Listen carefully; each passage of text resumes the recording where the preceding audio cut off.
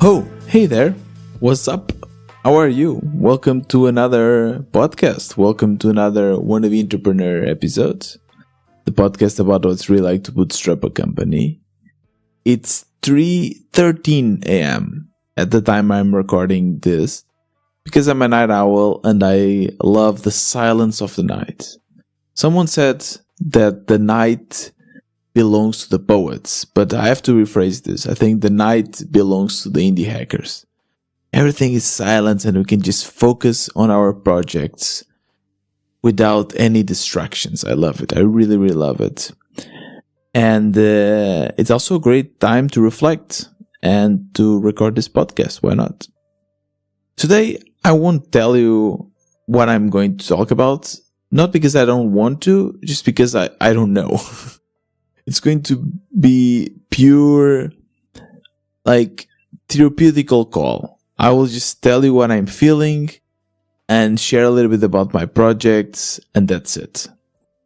I want to do it this way. It's, mix things up a little bit so that I don't get too predictable, right? Because if I get too predictable, you will eventually stop listening to me and go listen to Arvid's podcast, for instance, or something. So since I want to retain you, I want to make it really, really surprising. So sometimes I wonder if my neighbors can hear me record this podcast and if they get upset. But to be honest, he is a drummer and sometimes he's really annoying. So I don't care. Unless it bothers him, then I care because I don't like confrontation. Oh, going deep already. Anyways, yeah, let's just talk. Let's just talk and share a little bit of the indie journey because that's what we are here for. One thing for sure, there's one thing that I know will be in this episode, which is the sponsor section, new indie product for you to try out. But that's it. Besides that, let's just go. And there's no intro either. We'll just start. 3, 2, 1, let's go. So let's start already with a known community project. As you probably remember, when I was talking with my co-founder João about the Indie Lottery, in the end, we decided to stop it. Or I decided to stop it. I'm not sure if it was ready yet, but I decided to stop it. I wasn't feeling it. But one thing I wanted to do with him is something that is not really indie, but might bring a lot of money, which is our agency. An agency to help indie makers and startups to build their products. Between him and me, we have a very diverse set of skills. I am a developer, and because I'm as well an indie maker, I've tried so many other things, right? Marketing, content creation, and everything. But I'm kind of a full stack developer now. I've done backend, front-end, DevOps, machine learning, whatever, everything. And he is a designer. He is now a UX UI designer, previously a graphic designer, so he does logos, he does a bunch of stuff. And he's also very resourceful. He's the kind of guy that is able to basically do whatever he wants, really. Like being something artistic or something DIY. So I thought, okay, let's just gather our skills and offer this as a package to others. Because for that, people are willing to pay. We both tried many times building our entrepreneurial projects, but they never really paid. But one thing for sure, people are really willing to pay for your time. That's something that I realized. I think it's easier, maybe it's our area, but I think it's easier to sell my time for a good amount of money than to sell my products. Yeah. I don't know. Maybe I'm just saying this and it's not right. Maybe, again, it's just because of my area. There's such a need for developers and to build products that people are just willing to pay. Maybe it's more that in that direction. But yeah, it's quite fun. We are trying to come up with ideas. The first thing we had the talk and we had the chat, a late night chat, and we were wondering, okay, how are we going to organize this? Like, how will this agency work? Because one thing for sure, I'll be the one doing the sales. Like, he doesn't want sales at all. So I'll be the one like DMing people and calling people and trying to sell our service. So what will he do, right? Is he only like an employee and he will offer his design skills, or is he also going to be a co-founder? So we kind of chatted about this, and in the end we decided that he wants to be a co-founder, and for that he would take more responsibility. So not only the design part, he will take over other parts of running the business. And for that, it means that he should also get paid, right? So we agreed that on top of how much each one of us wants to ask per hour, we will put an extra fee, like an agency fee, the fee that will guarantee to our clients that will manage the product.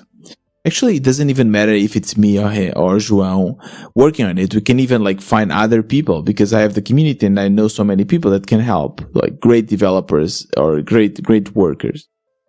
So we are the face, right? Like our agency is the face. We don't have a name yet, but and that's why people pay extra, so that we guarantee that the work is done. That's something that's basically what people want. In the end, they don't care about how much it costs to pay you per hour. They just want to know, how much will the project cost? I want something done. Can you do it?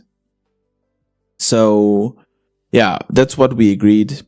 Now I'm also kind of questioning still if it's the best approach, because if I'm the one making the sales and then I will also be working, why should he also get paid if he's only doing design? He should only maybe get paid 40 hours, right? But I guess it really depends on what responsibility and how much work he has. And he already started, right? So it already makes sense that since he's invested in it, that it gets some reward. He started with the design.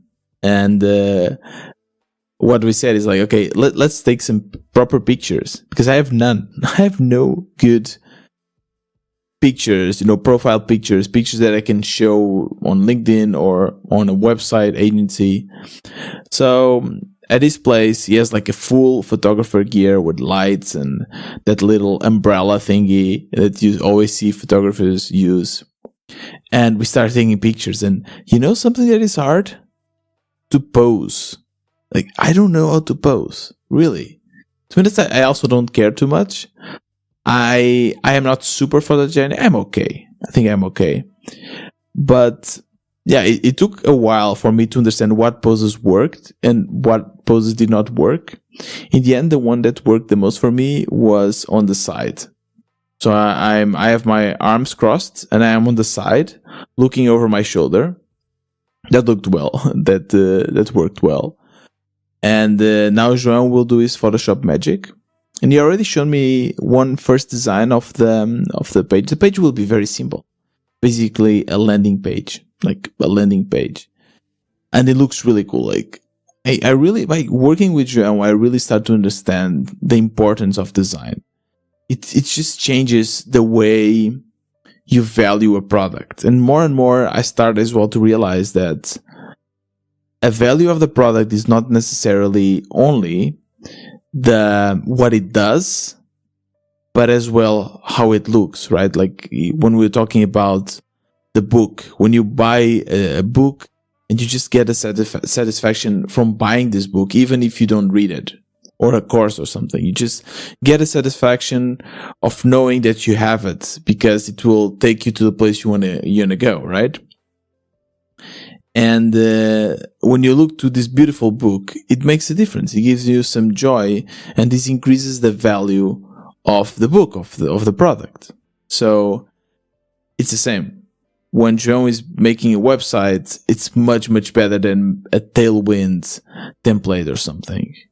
Because people look at it and say, okay, these guys know what they're doing. They know how to build products, even if it's a simple landing page, because quality is in every detail. Wow. Maybe this should be our slogan. He was like asking me, Tiago, give me we need a copy. Quality is in every detail. Tiago and João. I don't know. We need to get a better name. But yeah, one other thing that we need are testimonials. Testimonials are key, are really, really important, because especially if people do not know you, right? Why should they trust you? Just because you have a nice design, it's not enough, right? So you need testimonials, and you need a way to show what work you have done to other people. And now it starts the sponsor section of today's episodes, because today's product is socialjuice.io. This is an indie product made by a fellow indie maker. His name is Sander. And this allows you to collect and show testimonials from your clients. And it's funny, I remember the first event that Ida did with us in the WP space. And in the end, the event went really well. People were really happy. And she was like, okay, bye. And I asked her, why didn't you ask for reviews? This would really help your business. And she said, well, I don't know what tool to use. Well, if Ida would know about Social Juice, maybe things would be very different. Today, I'll be mostly focused on one specific feature of Social Juice, the feature of collecting the testimonials. In further episodes, we'll discuss other features. But today, I want to tell you about this one, how to collect testimonials, which, to be honest, is probably one of the most important part of this whole process. One cool thing about Social Juice is that allows you to import testimonials. So you can just import from Trustpilot, Twitter, Product Hunt, App Store, so many options they have here. So it's really cool and really easy to import. But one thing that really sets Social Juice apart is the possibility to collect video testimonials. Because sometimes you just go to someone else's website, you're looking to acquire a service or a product, and you see a bunch of reviews, but they are just written down. Who's to say that the owner of the website didn't just write his or her own reviews? There's nothing more genuine to see someone on video. You cannot fake that emotion, right? So if your clients actually take the time to record themselves praising you and praising your product, this will mean the world. It will mean much more than a tweet or a written review. So how can you collect these testimonials? It's very, very simple. You just create a free account on socialjuice.io, and then you click on collect new testimonials. Once you do that, you get a link. Very, very simple. And you can copy this link and share it with your clients. As simple as that. Once your client opens the link, you'll have a very nice message kind of describing what or how they can record the video, and then they just hit the button record a video testimonial, and that's it. They do it through their browser. They don't need to install any app. And of course, Social Juice makes sure to get all the permissions and rights from your clients so that you can freely use their videos testimonial. It's a great indie tool, and I'm sure it will help you to increase your business conversion rate. You can try Social Juice for free, and once you're ready to upgrade, you can use the code WBE for 25% off for 1 year on all the plans. The codes and the links will be in this episode's show notes, so make sure to scroll down and check them out. And that's the end of today's sponsored section. I hope it was useful for you. João and I might actually use Social Juice for the testimonials in our website, because that's what I was talking before, speaking of the sponsor section, right? We want to make sure we gather those. We don't have a lot. Well, João has been a freelancer for a long time, so I'm sure you'll be able to find some people willing to leave some great reviews. For me, I only had one client, and so far he's been really happy. So I think I can get him to speak about my services. But yeah, I don't know what is there any other way? Maybe I can try to, I don't know, to reach out to people that I worked with or something and ask them for a review, because I think this is really, really important. Besides that, I guess there will be only one button in our landing page so that we can have a discovery call. I learned this recently from Lydia from last episode. What is a discovery call? That is basically our first call, a free call that we can have with our potential new clients, and we see if we can help each other. Yeah, but that's it. I've been João has been really busy actually, so we still didn't do much, but I really feel the pressure to do it because I need to start making money, and I know this is a good way to make money, and so that I can feel more. If I want to feel more stress-free, I need to do this. I need to start making more money. Now, what else do I want to talk about? I want to talk about Netflix. Do you know Netflix? Yeah, this new company that actually started by selling DVDs. Yeah, that's the one. I've been watching a really interesting series. It's called Breakpoint. It's about tennis. And I know what you're asking. Do you like tennis? No, I've never watched it, really. Well, I know that there's Nadal and Federer, and that's basically it. I actually played tennis a little bit when I was a kid, but I was never good at it. Because services, like the serve, while playing tennis is super hard. Like, why would it be so hard? I think that's why I like paddle so much, because it's super easy to serve now.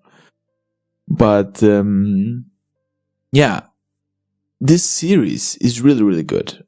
It's very similar to Drive to Survive. I don't know if you watch it, which is basically a series that follows the Formula 1 circuit.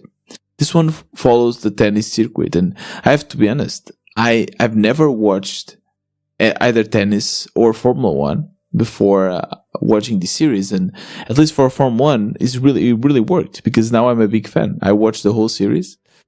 Or the whole season last year. Go Ferrari! Actually, Ferrari lost, but anyways. And I don't know, like the way they do this kind of series, it's art. It's like pure art. Like the whole compilation of music and the shots they take and the stories they're able to follow, they're really cool. They're cool. They're good and cool. They're cool. They're really cool. And you get to fall in love with the characters, with the players. So you connect with them and you want them to win. And it's really interesting because I see a lot of parallels between this sport and indie hacking. First of all, it's a brutal sport because only one can win, right? It's a 1-on-1. And as a player, if you win, is on you. If you lose, is as well on you, right? It's like being a solopreneur.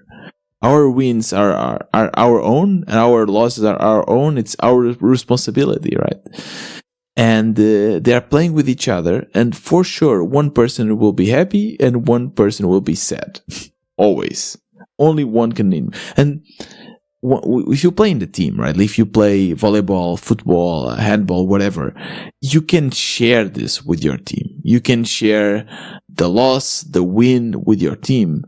In this case, you can't, right? So the mind games and the consequences in the mental health of the players are really brutal. And to make everything even worse, they only actually get paid if they win. So if they don't win, they don't get paid. Granted, they get paid. They get paid a lot. They really get paid a lot. Like they were saying that they make 100K per game, right? So if they win one game, they make 100K. So if it was me, I would just like play or like try to win one. That's it for the whole year. That's super, super good. They have a lot of possibilities to make the money, but still, again, like us, indie hackers, if we don't win, we don't make the money. So it's interesting to see the whole dynamics of the sport and the stress. And quite often they start doubting themselves. I see a lot of resemblance with what I feel. When they win, they feel that like the best. When they don't win, they beat themselves up. They think, okay, it's because of me. And sometimes they just don't know. They don't know what are they doing wrong. Sometimes they are playing a great game and suddenly the momentum changes. They say this a lot. The momentum changes and then the other player starts playing really, really good and we start losing. And they don't know often how to recover from this. To be honest, I don't even understand what is this momentum. I felt it. I felt this before for sure when playing sports or whatever in life. Sometimes you feel everything is going good, but sometimes everything from one day to the other starts going down and you don't really understand why, right? With our business, the same. We can go from the best month with the most sales and then next month we have like the worst month and we don't know why. Like it feels that we lose our momentum. We lose our self-confidence as well. So one thing that I always try to do when I'm in such a situation, when I just do not know what to do, when I start feeling frustrated, I try to take a step back and analyze where is my opponent getting points and what can I do to prevent that. It's not easy, but it's really important. Then you can have multiple theories. You can try to attack more, defend more, whatever. You can do all of this and see what works, what doesn't. And I do the same with my businesses. I try to see, okay, what is my problem? How can I fix it? Let's try this. Let's try that. And I've tried a lot. I've tried a lot with the community, and you know this. And I feel that I've learned a lot about this business. But recently I started to think that maybe there's one more thing about being an indie hacker that it's crucial, but I kind of neglected, which is you have to kill your darlings. I've said this sentence a lot because it's a sentence that kind of stuck. This sentence was actually said for the first time, or at least I heard it for the first time from an interview I did just in the beginning, like really in the beginning, with my friend Matthias. And we were just discussing this, when to terminate the project. And he said this, do not kill your darlings. I love the sentence, but I don't think I interiorized it enough. I don't think I did. Because I did not kill it, I believe. I'm still with my darling. I'm still with the community. And granted, there are multiple situations, right? So let's say you build a project and you launch it and no one uses it. No one cares about it. It just does not work. Everyone says it sucks. That's actually good because it's an easy decision. You just close it down. Pack up your things, go to the next project, done. You don't spend too much time with it. Great. If your product, of course, has tons of success, also easy, just continue. But something that is not discussed enough is, what if your product or your project is making it, but not making enough, right? People like it or people love it. You have some really good users that are willing to pay for it, but the conversion rate is really low. It's basically what's happening with the community. It's something that, first of all, I love, something that I really enjoy, something that is fixing my problem and it's fixing the problem of the other makers, right? At least the ones that use the community, and they like it. And to be honest, I don't want to brag, but I think ours is one of the top communities out there for indie makers. I've seen others and they don't have the same engagement and vibe as we do.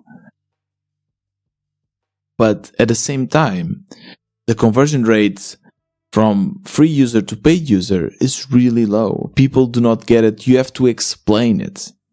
You need to convince people. And that's a struggle every day. And it's been a struggle for a long time. And I feel that I really tried everything. And I've done everything to make the business work. And it kind of works. But it's not enough. So this week, I actually decided to invest a lot in the community, which is, again, the opposite of maybe what I should be doing. But because I found out about this GPT-3 API, like I told you last week, and the possibilities are endless. It's so much fun. And I thought, okay, maybe I can really do something good, like something new using this.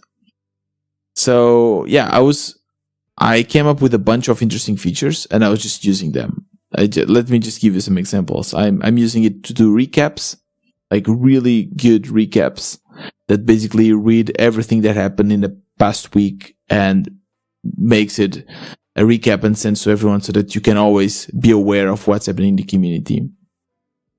I'm doing kind of personalized recaps where I check out everything, all of your messages for your past week in the community, and I write tweets and I generate blog posts. Like I did this for myself, and it actually generated a really good blog post that I just copied and pasted on Indie Hackers, and I pasted it on my own blog, and it's good. I will link it in the show notes. You can read it. It's really good. So all of these are assets. All of these are good because in my mind, if I offer this to the users, I'm just increasing the chances of engagement because they know that they have something to win. It's not only about sharing. They will also get some tweets and they will also get some content. And one other thing that kind of blew me away is I implemented a spam filter using GPT-3. It's so cool.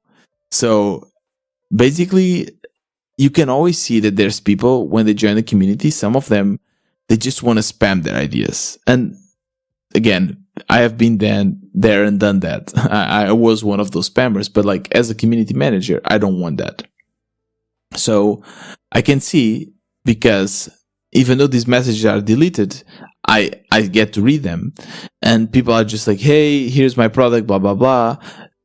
And that's not the kind of people I want, right? I want actually to remove these people immediately because I'm afraid that they might just message the other members, because unfortunately there's no way for me to block the DMs. So, or at least I didn't figure out yet how to do it. So I wanted to remove them because I don't think they have the right mindset. So what have I done?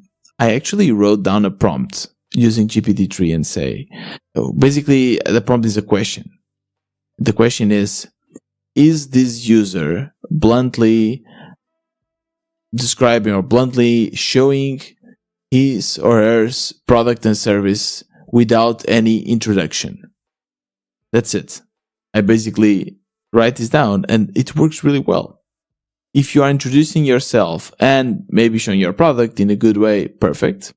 If you're just bluntly showing your product, my filter that uses AI will detect that and say yes. And then I get to remove this user from Slack.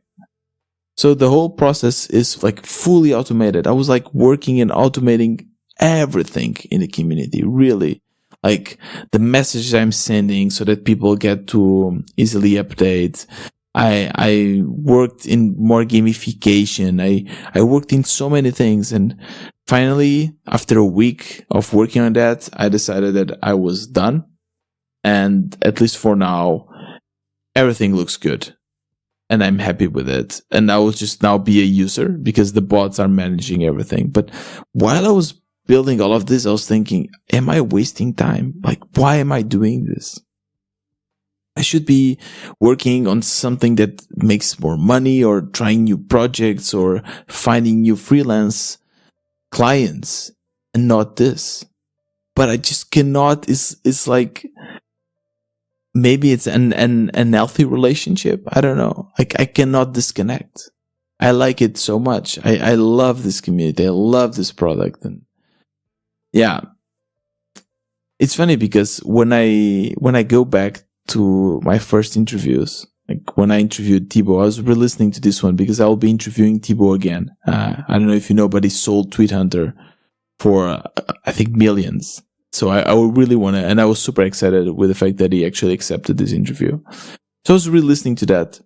There's one thing that he says in this interview that I think I didn't give enough importance to that, which is, he says that your conversion rate likely will go down. So the moment you launch your startup, your project, your website, there's when you'll find the best conversion rate, because there's when you'll find your top users, the users that really need your solutions, the ones that do not care that you don't have all the features yet, that the products like kind of have bugs and doesn't look good, because you're really solving their problems. So that's the best conversion rate. That's the user that you want, that are willing to pay. From then on, it will probably get worse. Like, it won't get better, most likely. So if this initial conversion rate is not good, kill your project. That's basically it. That's what he says. And he also says that maybe your product can still succeed, but you will probably invest a lot of time. You don't know. It's a bet. It's a very risky bet. And we do not have a lot of these bets. We do not have a lot of this time. As indie hackers, our most important resource is time, because every second it goes by with us making money, we are burning our savings. We don't have investors or anything, right? So yeah, that's kind of my realization, that maybe I should really focus on killing my projects earlier. And if I think about it, I've tried other projects in the past. Like, it's not like I only been focusing on the community. I've done the indie lottery, I've done the indie offices, I've done so many other things that simply didn't work at all. But I need to do more. Maybe that's why the one startup per month kind of thing works. And maybe that's something I should do. So I don't have any ideas, which is funny. Like, normally I have a lot of ideas, but I don't. Maybe something related to the GPT or something, but I really don't have any ideas, which is also frustrating. But I think I just have to find them. And that's what I should focus on. The plus side is that the podcast is making a little bit more money now, which is really cool with the sponsors. Helps a lot. And I just need to find other possibilities. But yeah, that's it. That's it for me. I think there was something else I wanted to tell you. I think there was something else. Oh yeah, I am going to Germany. I'm going to Germany in February, kind of mid of February. I'll be in Berlin. So I was thinking, how cool would it be to do a kind of WB meetup, like a podcast WB meetup? So some of the community people I know, they're from Berlin, but it would be cool to also meet some of the listeners. So I know there's a lot of people from Germany. What do you think? Shall we do this? I will probably let you know. I don't have my date yet, but I will definitely announce it on Twitter. So you can follow me at WBTiago. And we'll just go for beers, man. I really miss German beers. I'm so excited to get some German beers. So yeah, we can go for some beers and it'll be fun. I think most likely we can do this on maybe Friday the 24th. Could be, or maybe the other week. So just DM me, WB Tiago, and tell me if you're interested or not. And next episode, I'll give you more details. But yeah, tell me if you're interested or not. And we'll get to know each other. Finally, I'll hear from you, from your indie problems and projects and achievements and everything. So I'm really, really happy for that. And yeah, that's basically it. I have this week, I promised you, and I will release my interview with Dagobert. I think it will be a great one and you'll enjoy that one. And I will also interview Thibaut, but that's for another week. And why don't you join the community? Basically, as well. I know that I said I should kill it, but it's running. I will definitely keep it. Probably focus less, but it's really a great place to meet other makers. So it's $10 per month, and you'll be also supporting this podcast. You can also become a sponsor and showcase your indie products. The links will be in the show notes, and you can get the WB merch, everything. You just scroll down, bloop, bloop, bloop, and check out the show notes. The show notes. This was another Wannabe Entrepreneur. See you next time.